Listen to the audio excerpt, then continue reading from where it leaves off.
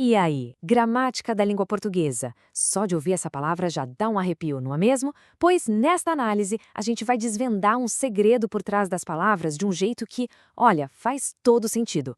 Vamos ver que a nossa língua tem uma lógica bem surpreendente. Vamos começar! Ah, e só um recadinho rápido antes da gente mergulhar de cabeça. Se este conteúdo for útil, já sabem, né? Não se esqueça de curtir, seguir e compartilhar. Esse apoio é o que nos move a continuar produzindo. Vamos ser bem sinceros aqui. Muita gente se frustra com gramática. Parece uma lista sem fim de regras para decorar, não parece? Mas e se eu te disser que o problema talvez não seja a gramática, e sim o jeito como a gente olha para ela? A resposta, para nossa sorte, é um grande não. De jeito nenhum. A língua é um sistema vivo, um sistema lógico.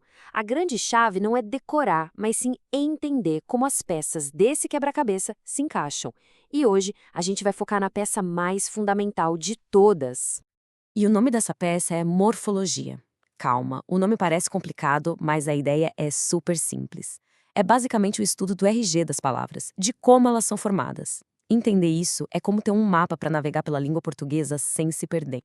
E aqui está o grande segredo. As palavras, elas não vivem sozinhas, sabe? Elas têm uma relação dinâmica entre si. Pensa nisso como um jogo de influências. Algumas palavras estão ali para modificar e outras para serem modificadas. A lógica é basicamente esta. Existem as palavras que a gente chama de determinantes, que dão características, e as palavras determinadas, que recebem essas características.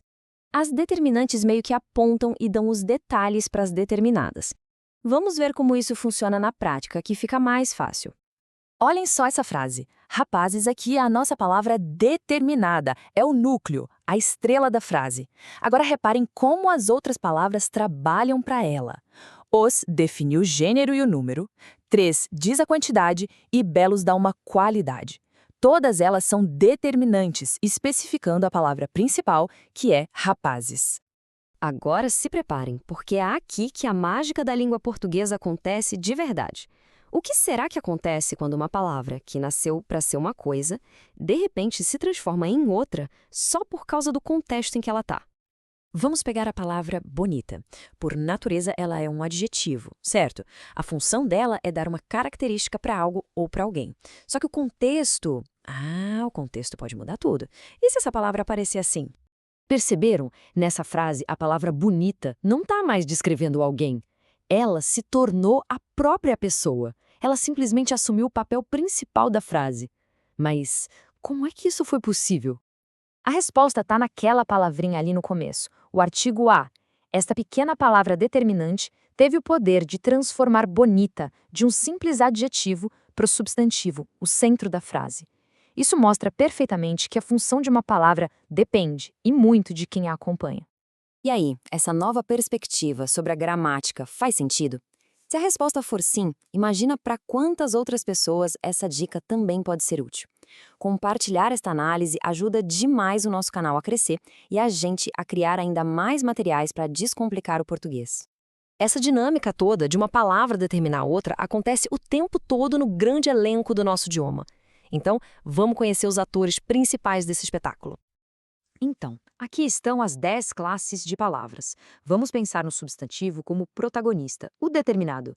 E girando ao redor dele, a gente tem os determinantes clássicos, o artigo, o adjetivo, o numeral e o pronome. Todos eles estão ali modificando e especificando o substantivo. E as outras classes, como verbos e advérbios, também entram nessa dança de outras maneiras. Certo, tudo muito interessante, mas por que entender essa relação é tão importante assim? Qual é a aplicação prática disso no dia a dia? Porque entender morfologia é simplesmente a base para tudo que vem depois, principalmente a sintaxe, que é o estudo de como as palavras se organizam na frase. Dominar essa base é o segredo para interpretar textos corretamente e, claro, para se dar bem em qualquer avaliação. Então fica aqui uma reflexão. Da próxima vez que uma frase for lida, será que o olhar vai ser diferente? Será que vai ser possível enxergar essa dança das palavras, essa relação de poder e de modificação acontecendo ali em tempo real?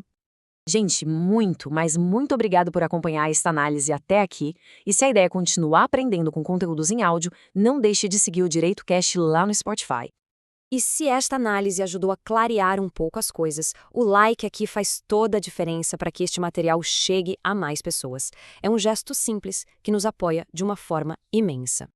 E claro, para mais análises visuais como esta, é só procurar por DireitoCast no YouTube e também no TikTok. A gente se vê na próxima!